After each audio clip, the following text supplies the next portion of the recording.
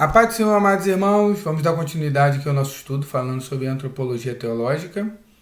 Como vocês podem ver, eu vou mudar a plataforma que a gente está utilizando e eu espero que isso facilite o nosso ensino, tá? Vocês vão me ver pequenininho aqui na tela e na outra parte do vídeo vocês vão ver o conteúdo programático que a gente vai estudar.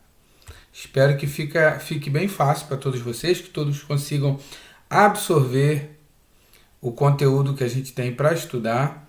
E se ficar alguma dúvida, vocês podem entrar em contato diretamente comigo, que a gente vai tentar sanar todas as dificuldades que vierem no percurso, no longo do nosso curso, tá? Eu vou disponibilizar também para vocês os slides dessas 3 videoaulas relacionadas à antropologia teológica. E além dessas videoaulas e além dos slides, ainda vou disponibilizar também um questionário de 20 questões, a qual vocês vão responder. E se mesmo assim ainda ficar alguma dúvida, entre em contato diretamente comigo, que a gente vai tentar sanar todas as dúvidas de vocês. Tá bom? A gente já veio falando aí sobre a imagem e semelhança do homem, a gente falou sobre o nosso chamado dentro da antropologia teológica, e agora a gente vai falar um pouco sobre a liberdade. Tá? Dando continuidade ao nosso estudo, a gente vai falar sobre a liberdade. A gente sempre fala que nós somos livres, certo? Mas que liberdade é essa?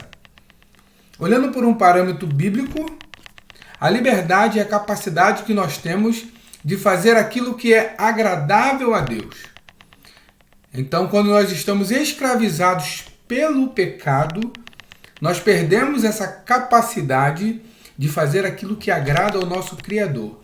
E a tendência humana natural é de fazer aquilo que agrada a sua carne. Tá? Eu acredito que não é algo tão difícil de se entender, mas se mesmo assim não ficar muito claro, eu peço a vocês que me perguntem, entrem em contato comigo, leiam na apostila, está bem explicadinho lá, mas se mesmo assim ainda ficar alguma dúvida, entrem em contato comigo. Porque às vezes eu vejo as pessoas me questionando ou questionando outros crentes, perguntando relacionado à liberdade, porque as pessoas em muitos momentos acreditam que essa liberdade é uma licença que nós temos para fazer qualquer coisa. Na verdade, a liberdade, olhando por um parâmetro bíblico, está relacionado à capacidade de fazer aquilo que é agradável a Deus. E o homem, quando foi formado ou criado pelas mãos do nosso Deus, ele tinha essa capacidade de viver uma vida sem pecado, de viver uma vida que agradava totalmente ao Criador de todas as coisas. A verdadeira liberdade é perdida. Isso aconteceu automaticamente após a queda do homem. A gente vai ver que quando a gente fala de liberdade e quando a gente falou sobre a imagem e semelhança de Deus, é muito semelhante, né? Que tem a imagem original, e aí a gente vai ver que a liberdade original, a gente vai ver que a imagem perdida, a gente vai ver sobre a liberdade perdida, são assuntos, de certa forma, estão ligados diretamente por conta da queda do homem. Tá? Então, quando nossos primeiros pais, Adão e Eva, caíram, e eles pecaram e perderam aquela liberdade que o Criador havia lhes dado. Eles perderam, então, ali, não a capacidade de escolher, mas de fazer aquilo que agrada a Deus. As suas escolhas estariam sempre voltadas a fazer aquilo que agradaria a sua carne. E somente com o Espírito Santo, somente através do Espírito Santo, a gente vai ver que é possível fazer aquilo que agrada ao nosso Deus. Eu quero ler um versículo aqui com vocês, que está no livro de João, no capítulo 8, no versículo de número 34. Diz assim, ó: Jesus respondeu: Digo-lhes a verdade, todo aquele que vive pecando é escravo do pecado. Ou seja, todo aquele que está longe de Deus vive uma vida de pecado e logo passa a ser escravo desses atos, passa a ser escravo do seu corpo e não faz aquilo que agrada ao nosso Deus. Voltando aqui aos nossos slides, a verdadeira liberdade é restaurada. No processo de redenção, o homem decaído começa a restaurar a sua liberdade perdida na queda. Isso acontece a partir do momento que ele se volta a Deus. Tá? E nós sabemos que tudo aquilo que nós aprendemos e sabemos de Deus é aquilo que ele se revelou a nós. Então, quando nós passamos a fazer parte de um processo de restauração, quando nós estamos voltando aos caminhos do Senhor, quando o homem se volta a agradar a Deus, ele passa a ter a sua liberdade restaurada. Podemos dizer que o homem regenerado, ele passa por um processo de libertação da escravidão da sua vontade. Ou seja, ele passa a fazer a vontade de Deus e não as suas próprias vontades. Paulo mesmo disse que não vivia ele, mas Cristo vivia nele. Tá? Então a natureza humana, os nossos desejos, as nossas vontades já não mais existem mais.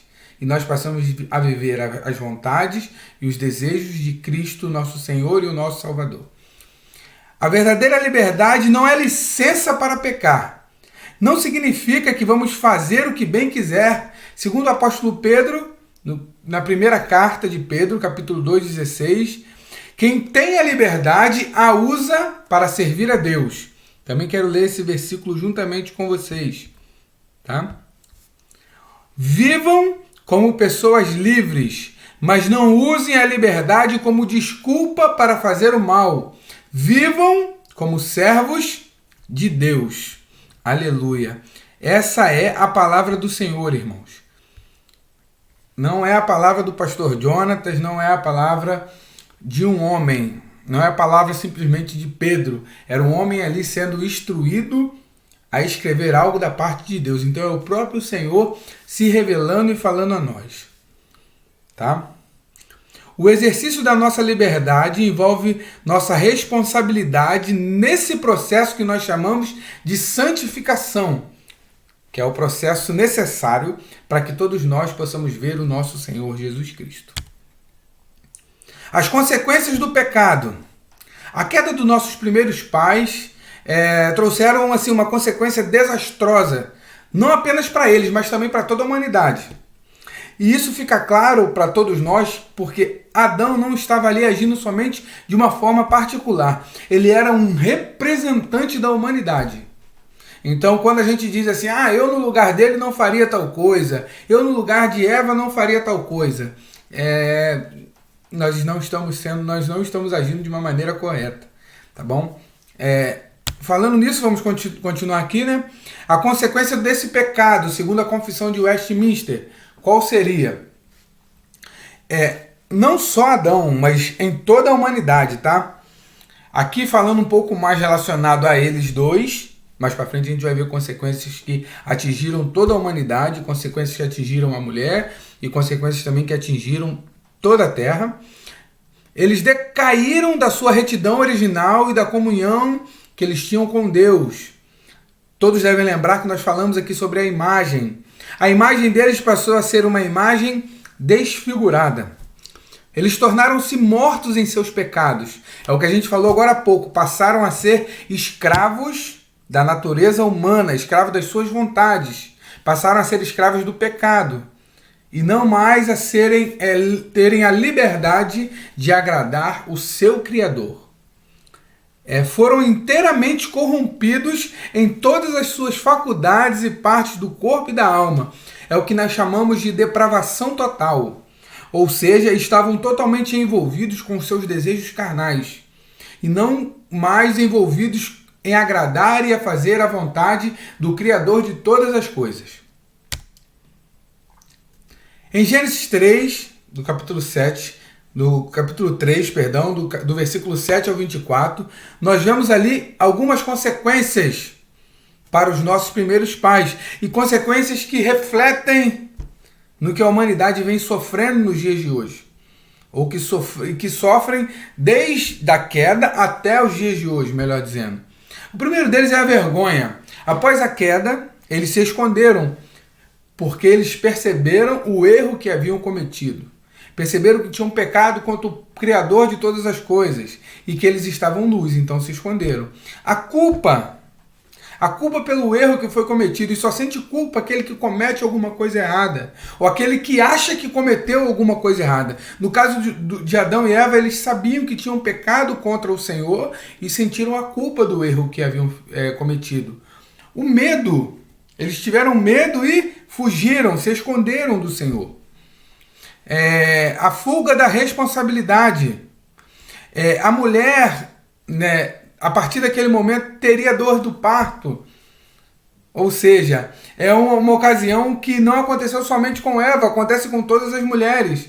E as primeiras sentenças que a gente leu também não aconteceram somente com eles. Nós vemos que o homem, após o pecado, ele sente vergonha, ele sente culpa, ele foge do seu Criador, ele foge da responsabilidade, ele encontra problema em tudo, em todas as pessoas, em todas as coisas, mas infelizmente não enxerga o seu próprio erro. A terra foi amaldiçoada por conta disso. E a morte alcançou o homem. E não só a morte física, mas também a morte espiritual por conta disso. E além da morte física e espiritual, a segunda morte, que é o inferno. Tá? Para finalizar essa matéria, a gente vai falar um pouco sobre o pecado original. Que nada mais é do que o primeiro pecado. Tá aqui uma pergunta: o que é o pecado original? Usamos essa expressão por 3 razões. Primeiro, porque o pecado tem sua origem na época da origem da raça humana, ou seja, no início, na origem da humanidade, houve o pecado. Ou seja, o pecado que teve origem no início, um pecado original, o primeiro pecado. Em outras palavras, o pecado original, porque ele se deriva do tronco original da raça. 2. Porque é a fonte de todos os pecados atuais que mancham a vida do homem. E 3. Porque está presente na vida de cada indivíduo desde o momento do seu nascimento. Ou seja, desde que o homem nasce, ele já nasce em pecado. Tá? A gente vê isso na palavra do Senhor. Mas eu acredito que também é bom ressaltar nesse estudo para que a gente conheça um pouco mais daquilo que se fala sobre o pecado original. Eu acredito que não está de uma difícil compreensão, não está um assunto muito extenso e que a aula está agradável a todos vocês. Eu espero que todos vocês tenham captado esse estudo de hoje, que tenham entendido o que nós falamos sobre a queda do homem. Desde o início de tudo falamos sobre a imagem desfigurada e viemos decorrendo, falamos sobre o chamado do homem. Hoje a gente falou um pouco mais sobre o pecado original, a gente falou um pouco também sobre essa matéria relacionada às sentenças que decaíram sobre o homem por conta desse pecado. Eu espero que todos vocês tenham entendido e qualquer dúvida podem entrar em contato comigo, que eu aguardo para retirar a dúvida de vocês. Tá bom? Deus abençoe vocês e até a próxima.